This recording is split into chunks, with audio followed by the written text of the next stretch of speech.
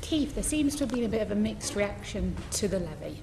And we've got Dr. Lee Elliott-Majors concerned about the structure of the levy and how it's failing to incentivise new training. You've got the brilliant Gateshead College saying that there's a disconnect between how the levy money is viewed.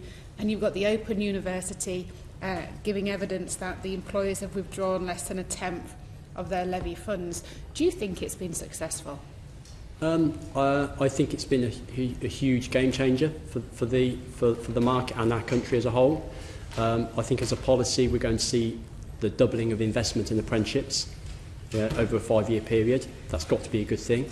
The challenge, of course, we need to make sure is that we can make that investment in the highest possible terms around quality and ownership.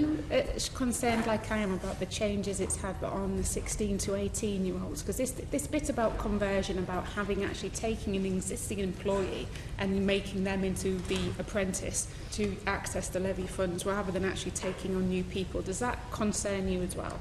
I don't think the levy itself has been the key factor around 16 to 18. So the 16 to 18 numbers are in a similar position across all age groups. Actually, what it's a symptom of is the sort of the wider changes that have been made.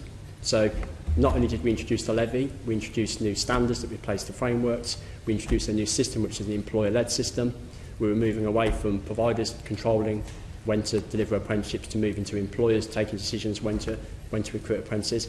All of those things in total have then led to a change in that demand pattern. We're absolutely confident that continue to push the control and the investment that employers have to make the decisions that will actually start to see demand rise again. Okay, one of the organisations who've been quite vocal about their problems with the levy have been schools, and I'm sure you've seen that the NAHT passed a motion at their recent conference asking for schools to be exempt from paying the levy because they're saying it's impossible for a school's workforce to actually use the levy effectively for apprenticeships.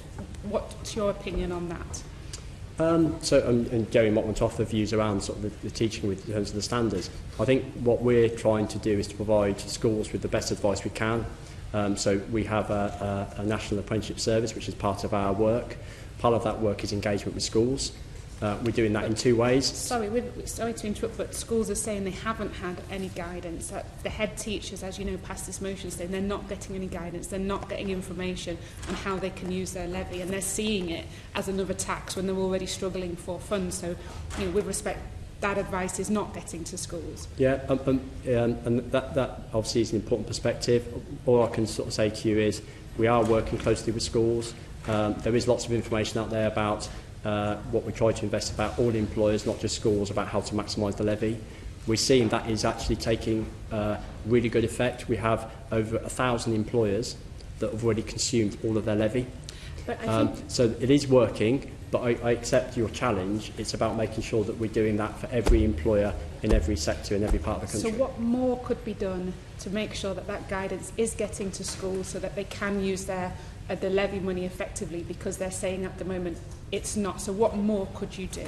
Well, look, I'm happy to take that away and to write back to the committee about steps that we might be able to do to reinforce that. I think what I'm trying to sort of give you assurance over, there is lots of information there. If you're saying actually we need to try and target that a bit better, then that's something